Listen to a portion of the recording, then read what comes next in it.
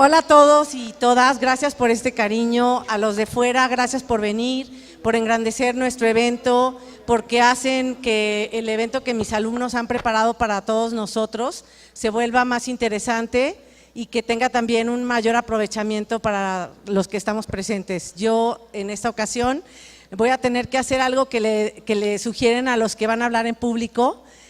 A pesar de que hablo en mi clase 2 veces por semana, la verdad es que en este momento creo que ya después de los que me antecedieron, solo me queda imaginar que todos están desnudos, ¿no? Todos y todas, para poder… Exacto, bueno, ya oí por ahí que hay unos que dicen que sí lo harían, que no me preocupe para que esté tranquila en mi ponencia, pero no va a ser necesario. Creo que ya con esta presentación tan amable de mis alumnos y con su generoso aplauso, podemos empezar. Bueno, yo sí les voy a decir que mi ponencia es como en mis clases, hay muchísima información y me toca a mí el reto de traérselas como peladita y en la boca, ojalá lo consiga como trato de hacer en mis clases. Entonces, por favor, Miguel, si podemos pasar la primera diapositiva, por favor. Yo lo que quiero hacer en esta ponencia es que haya más ética en la propaganda política. No tenemos esa cultura, ya nos hablaron los primeros 2 ponentes de ello, creo que es una preocupación general, queremos que los jóvenes participen en política y no va a suceder mientras siga habiendo las campañas de marketing político que hemos vivido y eso para mí es una preocupación. Cuando se me invitó a esta ponencia yo pensé, ¿qué quiero hacer con ese público, con ese privilegio que me van a conceder por 40 minutos? Pues esto, ¿no? Entonces, quiero que suceda. Si revisamos brevemente la historia, tenemos una definición importante de lo que ha sucedido en este país. Se nos ha considerado deshonrosamente como una dictadura blanda o dictablanda. Estos 2 autores que tienen ahí, Guillermo O'Donnell y Philip C. Schmitter, nos dicen, y voy a leerla porque sí me parece importante, que en ellas los que detentan el poder pueden tolerar o promover la liberalización y además hasta procuran abrir un poco los espacios públicos para los agentes tanto individuales como colectivos y además ellos pueden ejercer la presión que quieran y hasta donde quieran para que realmente no ocurra un cambio, o sea, se reservan y no ceden toda la libertad para que las cosas sean como ellos quieren.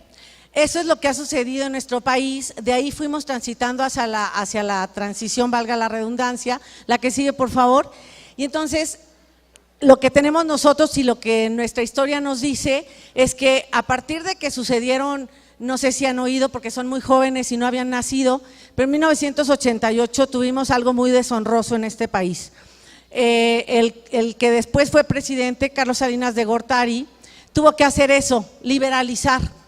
Y entonces se crea el INE, se crean la legislación correspondiente y todo se prepara después de una profunda reforma, no quiero abundar mucho en esto, para que en 1997, en una elección que le llamamos intermedia, porque solo se hace la renovación del poder legislativo y lo que son presidencias municipales, diputaciones locales, entonces se hizo un ensayo para ver nuestro nuevo entramado electoral y tuvimos un gran resultado.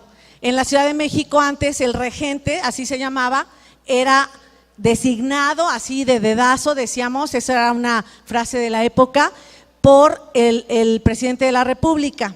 Entonces se hizo por primera vez una elección basada en el voto popular y queda como ganador el gran perdedor de 1988, que fue Cuauhtémoc Cárdenas Solórzano.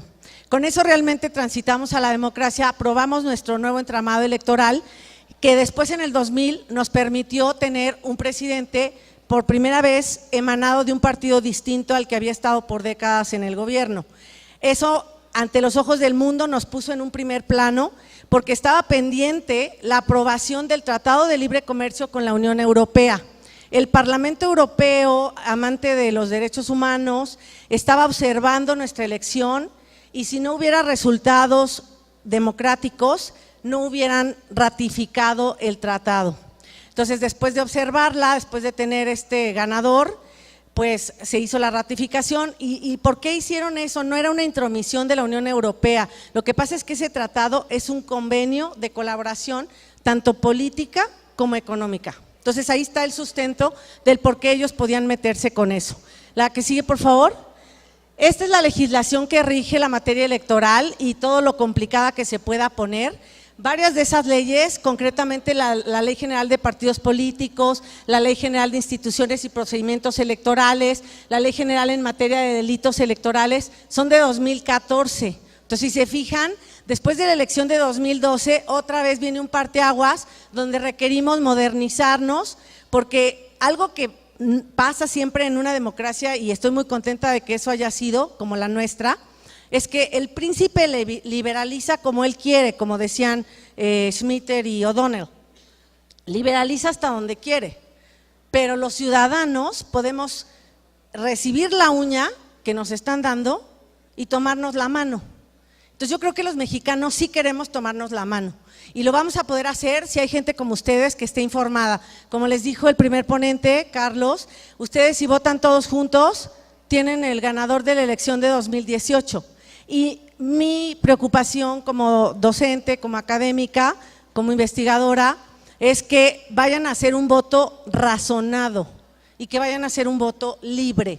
Y el voto no puede ser libre si está manipulado.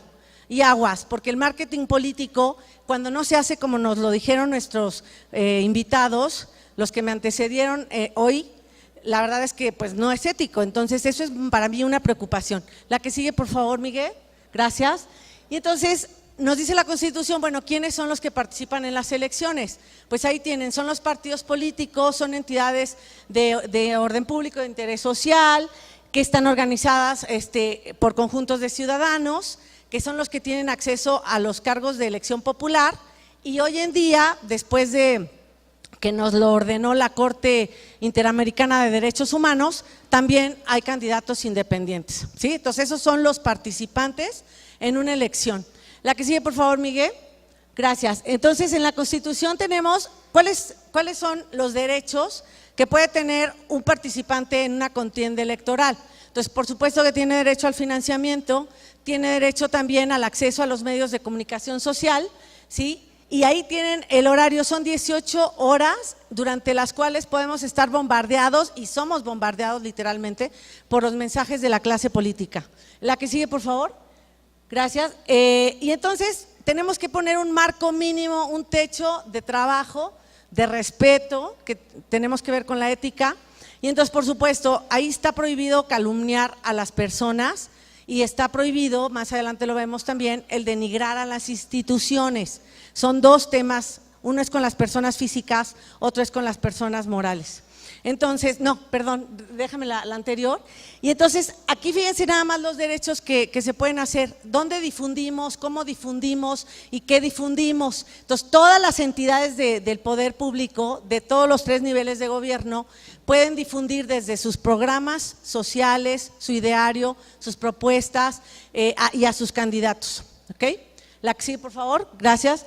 Y entonces, ¿a quién le corresponde organizar las elecciones? Digo, para el que no está tan enterado, y espero que ya todos para estas alturas de su vida lo estén, porque ya son jóvenes adultos que tienen que empezar a participar, pues tenemos a nuestro Instituto Nacional Electoral como árbitro. A partir de que existe esto, es donde de verdad se hace sentido el marketing político. ¿Para qué queríamos marketing político cuando siempre ganaba el mismo? O sea, no tiene sentido si no había diversidad, no había pluralidad en la oferta. Ahora sí que le ponías un traje a un mono y ganaba. O sea, literalmente podía ganar una elección, si decía el príncipe. Entonces, a partir de que ya tenemos un organismo que realmente tiene una estructura, financiamiento y que realmente tiene también una mística de trabajo a través de los principios rectores del instituto, que son la máxima publicidad, la certeza, la legalidad, ¿sí? A través de esas cosas sí podemos aspirar a que realmente de la dictadura blanda hayamos pasado y transitado a la democracia, no suficiente, no perfecta, en construcción todos los días, pero bueno, ahí estamos ahorita, ¿no? Entonces, la que sigue, por favor. Ahora bien, ¿qué pasa cuando hay infracciones a lo que decía anteriormente sobre las obligaciones de los partidos políticos o las prohibiciones? Bueno, pues vamos a tener que primeramente el Instituto Nacional Electoral es el que se va a encargar de integrar toda la documentación relativa al procedimiento para sancionar y le va a corresponder a nuestro Tribunal Electoral del Poder Judicial de la Federación, que antes se llamó TRIFE o así le decíamos en la jerga, en el habla coloquial, el que va a resolver la controversia. Que sigue, por favor. Y entonces, sí quiero que sepan, y esto los ciudadanos lo tenemos que saber, puede llegar a nulificarse una elección, ya ha sucedido.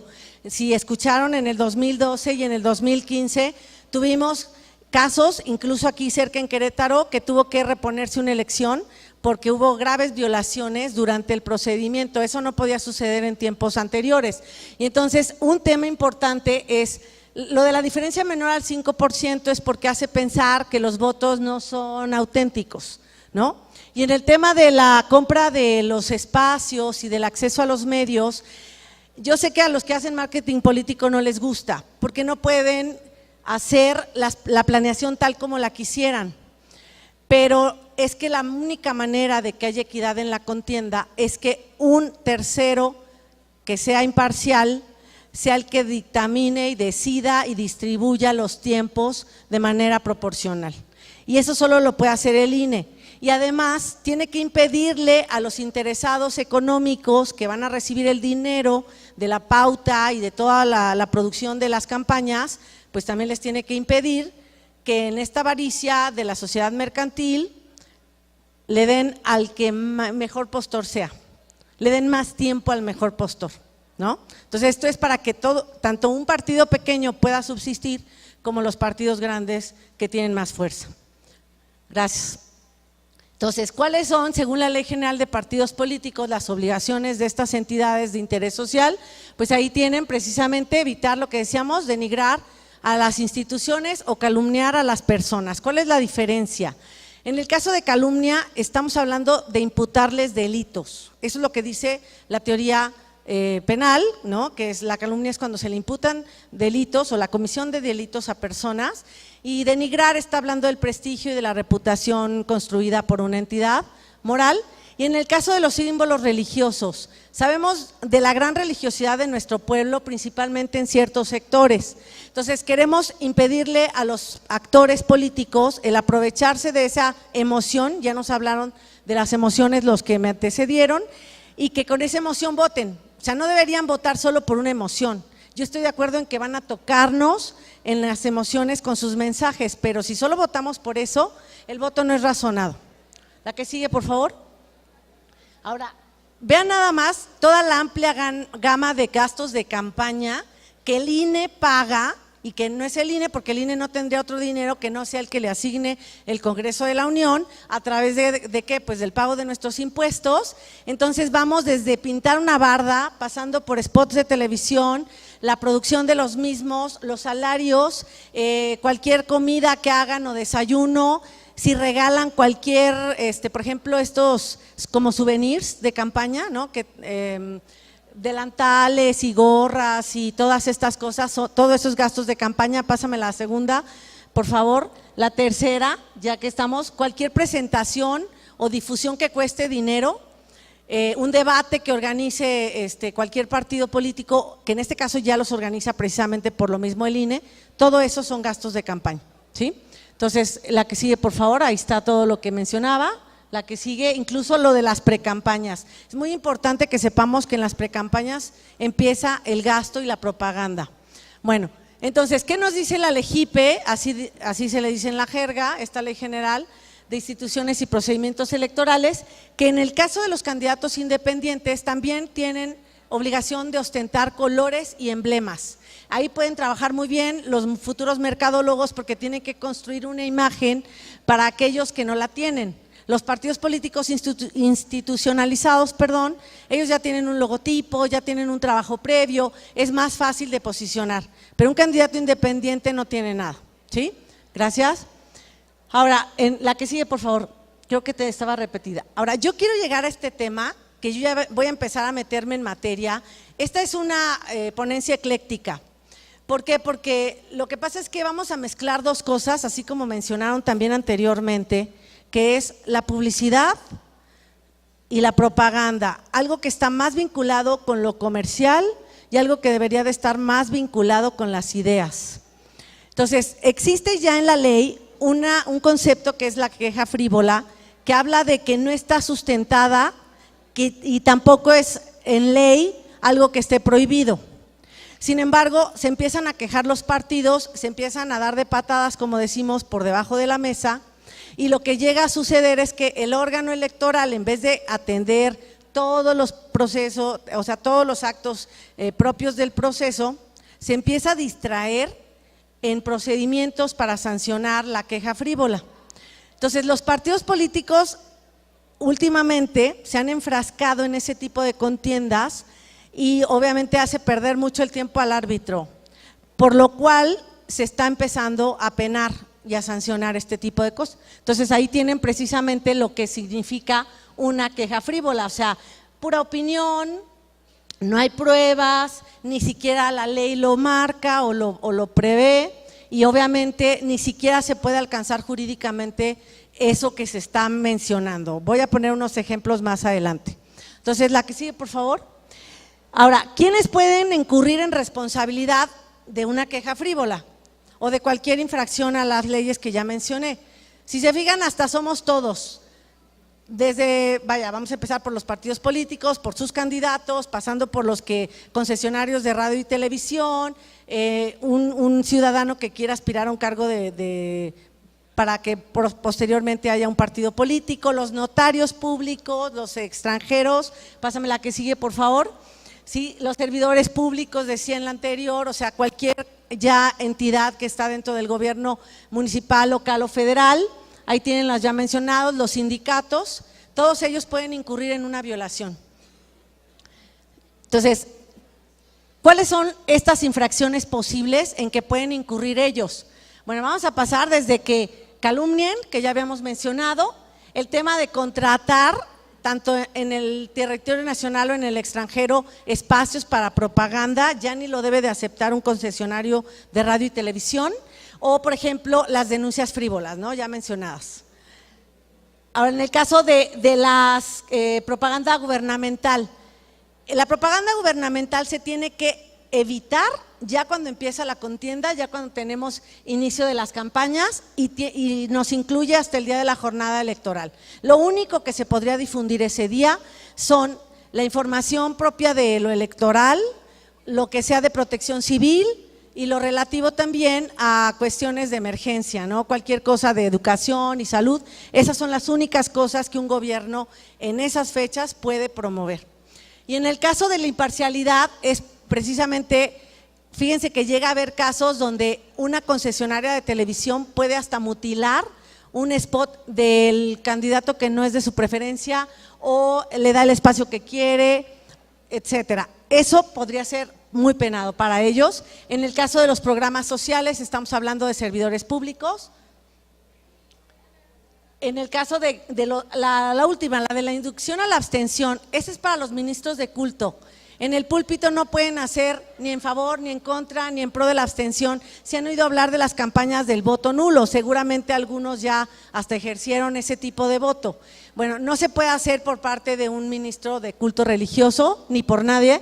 Pero el otro es libertad de expresión, para el ministro religioso es un delito electoral, ¿sí? En el caso de la imparcialidad ya lo habíamos hablado, ¿no? La que sigue, por favor, ¿sí? Ahora, ¿cuáles son las sanciones posibles? Podríamos decir todos, si la amonestación pública es como un regaño público, vamos a decir, ¿a quién puede importarle?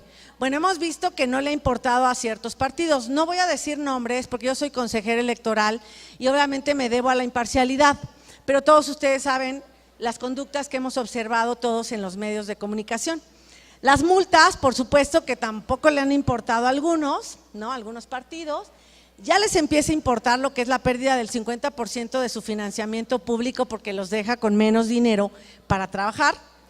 Y obvio, la cancelación del registro como partido político iba a ser inédito que sucediera hace unos meses y no se pudo porque en la votación ante el INE no sucedió. Lo que sí quiero decirles es que eso puede suceder. Si no, no es el momento para determinar si estuvo bien o mal la decisión del Consejo General, sino que no sucedió, pero puede suceder, ¿sí? La que sigue, por favor. Fíjense que esto es bien bonito y dije, bueno, esta diapositiva no hubiera sido importante si no fuera el auditorio donde voy a estar. Benditos los partidos que violen la ley porque el dinero se va a ir al CONACYT, ¿no? Y entonces los investigadores, ya sean de los estados y obviamente a nivel federal, pues van a tener dinero. Entonces, bueno, que no sea por eso que violen la ley, por favor, quiero ética, quiero voto razonado, pero por lo menos si el dinero va a existir, pues que se vaya a un objetivo tan lindo como el Consejo Nacional de Ciencia y Tecnología. Por favor, la siguiente.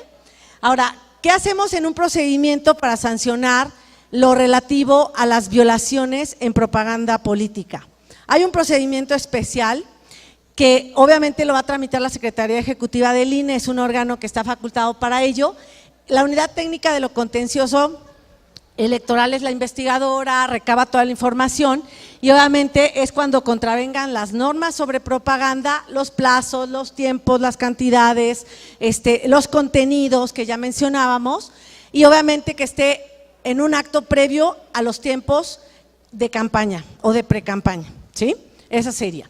Muy bien, la que sigue, por favor.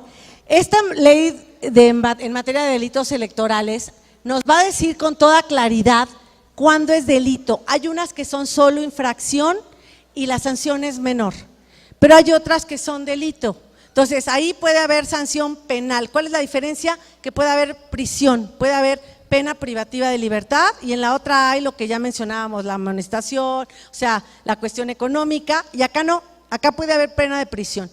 Entonces, ya estamos viendo, la primera me interesa muchísimo, esto de la difusión de las encuestas y sus resultados, en la zona más occidental que estamos hablando, por cierto, pues de las Californias, incluso en Estados Unidos aplica también a su California, las nuestras, las bajas y la de allá, ¿no? Como ellos cierran después las casillas, si tú empiezas a difundirles los resultados de los sondeos, se dice que hay muchos electores que quieren ganar y que no se van a subir al carro del perdedor. Entonces van a votar por el que vaya más arriba en el porcentaje de votos. Yo siempre me he preguntado si esto es realmente verdad, porque yo creo que yo, por lo menos, si veo que va perdiendo el que quiero que gane, pues corro y muevo a quien pueda para que voten por el que debería de ganar y va perdiendo, pero se supone que no, que lo que pasa es que entonces votas por el que va ganando. Entonces, por eso está prohibidísimo dar los sondeos. Y les voy a decir dónde está lo importante de esto. Resulta que en el 2000, cuando ganó Vicente Fox, nadie esperaba que ganara. Había muchos indecisos, así los clasifican, como el voto duro, el que ya sabe por qué partido va a votar. Los indecisos que están por decidirlo y obviamente los que se van a abstener. En el caso de los indecisos, que es una gran masa que los partidos quieren atraer, resulta que no te dicen por quién quieren votar y descubrieron en el 2000 que los que no te dicen por qué quieren votar, generalmente, y eso también pasó en Chile y pasó en España, van a votar por alguien que no es del candidato que le llaman el oficial. Entonces, en ese año todas las encuestas fallaron, todas daban por ganadora a la Bastida, por 1 punto, por 2, por 3, o sea, no importaba, pero ganaba la Bastida Ochoa, que era el candidato del Revolucionario Institucional. Y a la hora que gana Fox, todos se preguntaban qué pasó. Y en un artículo muy interesante del Reforma, que cuando hacía otro periodismo, porque hoy por eso ya le dicen Deforma, decían los expertos que lo que pasó es que se les olvidó que a la hora que tenían que medir el voto de los indecisos, tenían que, digamos que prorratearles los puntos porcentuales a todos los partidos, pero al que no le tenían que prorratear nada era al partido oficial. Por eso se les movió el porcentaje, porque le pusieron al PRI porcentaje de voto de ese núcleo llamado los indecisos, y ese fue su error, porque esos no tenían que tener voto, es que no, el indeciso nunca va a votar por el candidato oficial. Entonces tenían que haber eliminado a ese sector, ponerle la sumatoria de porcentajes a los indecisos, a los no decididos, y entonces les hubiera dado como resultado que ganaba Fox. Y hubiéramos sabido anticipadamente que ganaba Fox, y yo no sé qué hubiera pasado, porque la maquinaria del PRI se hubiera movido para evitar que ganara Fox. Así que creo que lo que pasó pues tenía que simplemente pasar, ¿no?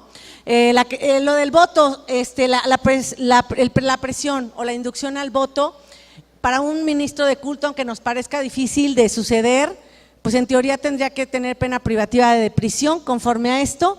Y la última, cuando te vas a las casillas a presionar, ha pasado, nos han llegado al instituto quejas que nunca han sido comprobadas de que hay alguien en las casillas con colores, con camisetas, entregando regalos para que la gente vote en un sentido. Eso por supuesto es un delito, entonces si lo llegan a ver en alguna elección lo pueden denunciar y eso sí es pena privativa de prisión también. La que sigue, por favor. Esta es la definición de propaganda. ¿Por qué la voy a dar hasta este momento? Bueno, en primera que ya los que me antecedieron y que son expertos en el tema, pues ya lo dijeron. Yo solo quiero resaltar dos elementos de la propaganda. Si se fijan, hasta está involucrada la comunicación, la psicología, la antropología, la sociología. ¿Por qué? Porque queremos motivar una conducta, queremos promover ideas. Entonces, tenemos que saber llegar a ese grupo social humano que se mueve a través de una serie de factores y variables. Entonces, aquí lo que queremos es que adopte una opinión política, que es la del grupo que quiere atraer nuestro voto. Entonces, aquí, obviamente, bueno, esta definición, aunque parece que es muy viejita, es muy vigente porque a fin de cuentas eso trata de hacer un partido político. Sin embargo, vamos a la que sigue. ¿Por qué voy a vincularla con publicidad esta definición de propaganda? Muy fácil, porque sí se ha dado en tratar a los partidos y a los candidatos como si fuesen productos. En publicidad, si se fijan en anuncio publicitario, ahí tienen la definición. Al final dice, aparte de informar sobre productos y servicios, dice o para motivar una conducta. Si hacemos campañas educativas, motivamos conductas. Ahí están todas las leyendas que dice come frutas y verduras y que consume sin exceso y no sé cuántas cosas. Bueno, cuando tratamos a los candidatos y a los partidos como productos, pues aplica que también les apliquemos las reglas de los productos y de los servicios. Eso en una lógica elemental. Entonces, ¿podemos pasar a la que sigue, por favor? Fíjense nada más qué hace la Ley Federal de Protección al Consumidor respecto de la información y la publicidad. Nos obliga a la veracidad, a la claridad, nos obliga a evitar hacer que caiga en error o en confusión el consumidor. En este caso estamos hablando del consumidor y habla de que no tengamos campañas engañosas o abusivas. Y las engañosas o abusivas son esas, las que tienden a orillarnos al error, ¿sí? A la falsedad. Entonces, la que sigue, por favor. ¿Qué puede hacer la Procuraduría cuando con un producto estamos generando eso? Nos puede suspender la publicidad, nos la puede retirar de la tele, nos la puede editar incluso, puede obligarnos a editar las partes que estén violando los principios que mencioné, que la corrijas, ¿no? Y obviamente te puede hasta multar. En este caso, por eso hasta la Secretaría puede obligar al anunciante a que le compruebe que eso que estás diciendo. Quiero que me digas, que me pruebes con un laboratorio, con testimonios, etcétera, con evidencias objetivas, quiero que pruebes que es verdad.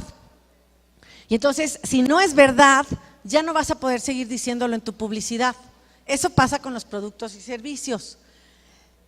El reglamento de la Ley General de Salud en materia publicitaria también nos da una serie de prohibiciones en bebidas alcohólicas, porque las bebidas alcohólicas ni siquiera necesitan mucho marketing. En realidad, ¿por qué gastan fortunas las casas productoras de bebidas alcohólicas? Pues porque van a deducir impuestos, esa es la gran realidad. Ellos no necesitan promover el consumo, pero sí necesitan distinguirse de los demás, por eso también lo hacen. Entonces, ¿qué hacemos? No la dirijas a menores de edad. ¿Por qué? Porque son susceptibles todavía. Que no los pongas como imagen de éxito, de cambio en tu personalidad, de cosas positivas y aspiracionales para la sociedad, como las propiedades de, ya saben, desinhibidora, sedante, relajante, que tanto le atribuimos. Eso tampoco está permitido. el caso de no asociarlo con lo deportivo, lo laboral, es para que no… ¿Se han fijado que hay gente que dice, no, es que yo me tomo una copa y me fumo un cigarro? Está como, ya lo hace así, o sea, si hay copa hay cigarro, si hay cigarro hay copa, es ya una cosa que practica. Entonces, por eso esta parte. Las celebraciones cívicas o religiosas, porque son valores y no queremos asociar ese consumo con valores. En el caso del prestigio social, cosas muy valoradas como la virilidad, la virtud, etcétera, pues también está contraindicado. Y por último, las personas reconocidas en ámbitos como el deportivo tampoco deberían de participar. Si nos dicen de manera imperativa que consumamos, ahorita voy a hablar de ejemplos, es una manera de que se nos quede grabado en el inconsciente que debemos hacer algo. Entonces, por eso está prohibido. En el caso de los sorteos, porque, bueno, todos queremos ganar algo más, tenemos ilusión de ganarnos la lotería, ya saben, por eso compramos boleto y hasta queremos ganarla si no lo hemos comprado, ¿no? También eso queremos.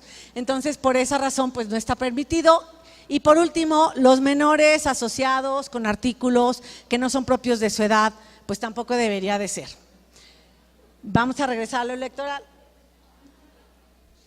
¿Qué quiero proponer yo con esta ponencia? Pues que nos falta en la legislación electoral un nuevo concepto legal. Este nuevo concepto legal tiende a conseguir la ética.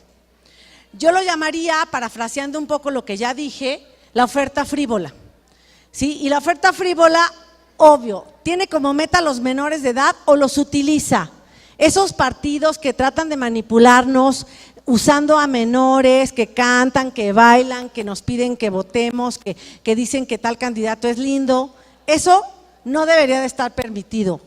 Segundo, cuando promueven cosas pero no hay ideario, o sea, nada más nos echan ahí un choro, como dicen, mareador, y no nos dice nada. No habla de su ideario, no habla de sus principios, no habla de sus propuestas, o sea, no habla de nada. No podemos conocerlo a través de eso. La otra, cuando se presenta como en absoluto la salvación, la resolución de nuestros problemas, eso se equipara, ¿saben a qué? Y están penados hoy en día, a los productos milagro. Hoy un producto de esos que te dice que te va a quitar, bueno, hay uno en el radio que dice que te va a quitar la fibromialgia, no saben todavía ni por qué da, y ahora resulta que esa cosa te va a curar, pues ese es equivalente a un producto milagro, hay que regularlo. Cuando los asocias con personalidades públicas, aguas, hay dos maneras. Hay una personalidad pública que puede externar libremente su expresión, ¿no? Y decir lo que quiera, eso está bien. Pero luego les pagamos, ¿recuerdan el gran problema que se armó cuando el exentrenador de la selección nacional, el famoso Piojo Herrera, hizo unos tweets en favor de un partido político? Sí le habían pagado. Entonces obviamente que eso es lo que estaría yo proponiendo, que esté penado. Y los imperativos que dicen que el otro hizo, dijo o que le atribuyan cosas a la competencia, ¿no? Eso también es una oferta frívola porque en vez de darnos a conocer su ideario, se ocupen de denostar a los demás. La que sigue, por favor.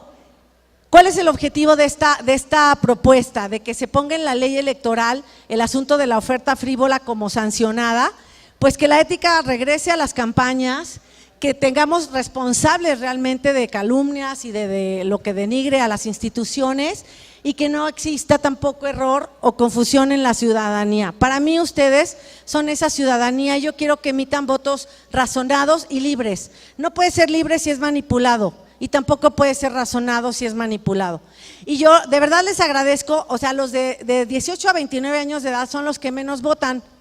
Pero yo les agradezco la prudencia que han tenido en las elecciones, porque si no saben por quién votar, qué bueno que no vayan, pero ¿qué creen? Sí deben de ir. Entonces, informarnos en lo electoral es como lo de la nutrición, no nos queríamos enterar de lo que engorda, no nos queríamos enterar de lo que nos causa triglicéridos, no nos queríamos enterar de lo que nos aumenta la presión arterial, pero nos toca enterarnos hoy en día. Entonces, como somos ciudadanos y como somos votantes, también nos toca enterarnos de la propuesta política, del ideario y de lo que quieren hacer los candidatos. Todos los que sí son de la UG saben que hemos estado en una contienda en el camino a la rectoría de campus y en el camino a la división, a la dirección de la división. Y hemos tenido cosas de todo tipo en esta contienda, ¿no? Entonces, y eso que no es partidista, aquí no hay partidos políticos y no debe de haber porque es una universidad. Entonces hay que invitar a los electores a que voten por sus propuestas de los candidatos, de los y las candidatas, ¿no? La que sigue, por favor. Solo quiero comentarles de que el Tribunal Electoral ha emitido las siguientes jurisprudencias, solo vamos a ver los títulos, ¿no? Entonces ahí está, cuando se ha denigrado un partido puede denunciar. La que sigue. La propaganda política, cuando tú excluyes un mensaje que tiene tintes comerciales o hay queja frívola ahí, lo puedes quitar y no es censura, ya lo dijo en jurisprudencia obligatoria el tribunal. La que sigue, por favor. Para el radio y la televisión, obviamente se puede suspender mientras investigan, porque imagínense en lo que se tarda la investigación, mientras sigue el spot causando problemas, y entonces ¿a qué horas lo quitamos? No, pues lo podemos quitar de manera preventiva y luego resolvemos, como los embargos. La que sigue, por favor. La propaganda electoral, aquí sí es importante que sepamos cuándo sí es propaganda electoral, es que luego dicen que no es propaganda, que nada más están informando. Y en realidad hay un propósito oculto, hay un candidato ahí que todos hemos conocido, que ya sabemos que va a contender. Se está dando a conocer todo el tiempo, ¿ok? La que sigue, por favor. En este caso, el límite constitucional es eso, evitar la calumnia, evitar la denigración. La que sigue. ¿Y qué manera tenemos para sancionar esto? Tenemos este procedimiento especial sancionador y tiene que ver con el radio y la televisión, porque son medios muy penetrantes. Hoy en día, créanme, un buen mercadólogo sabe que para hacer una buena campaña necesitas un paquete donde incluye redes sociales, pero no puedes dejar a los medios tradicionales todavía. La que sigue, por favor. Y entonces, ¿cuáles son mis conclusiones? Tenemos que hacerle una adición a nuestra legislación electoral. Está carente de cosas que le están faltando y aquí tenemos que evitar que nos prometan lo que no puede suceder. Hay cosas que no pueden ya suceder. Cuando el Verde nos prometía que iba a poner la pena de muerte a secuestradores, ya no podía México regresar lo que le había eliminado al artículo constitucional de la pena de muerte, porque habíamos firmado un tratado para abolirla. Entonces no pueden prometer eso. Ese spot debió haber podido ser sacado del aire de inmediato, solo porque era imposible en derecho, nada más por eso, ¿no? Y el segundo, la autoridad electoral entonces tendría la facultad de eliminar de inmediato ese tipo de propaganda, de sacarla porque es contraria a derecho o existen dictámenes de expertos que prueben cosas contrarias, o sea que no es posible. La que sigue, por favor, las últimas dos. Los partidos políticos entonces lo que nos deben dar a conocer es su ideario, sus propuestas, obviamente quiénes son sus candidatos, cómo pretenden hacer realidad lo que proponen y no nada más que están diciéndonos lo que queremos oír. Últimamente, ¿con qué estamos? Con derechos de la mayoría, de las minorías, ¿no? Entonces, queremos llegar a la sociedad a través de una minoría y entonces ponemos en discusión asuntos que han polarizado al país en este momento. Y por último, esta oferta frívola se debe de erradicar para que tengamos más ética y tengamos más trabajo con principios en las contiendas electorales. Yo los quiero dejar para terminar con unos videos. Yo soy productora de cine en mis tiempos libres, entonces no podía dejar de traer algo audiovisual. Entonces vamos a tener unos minutos de unos videos muy aprovechables para que ustedes, por su propio razonamiento, por su propia opinión, lleguen a la conclusión de si lo que estamos presentando ahí se ajusta al marketing político apegado a la ética o no se ajusta. Muchas gracias por su atención.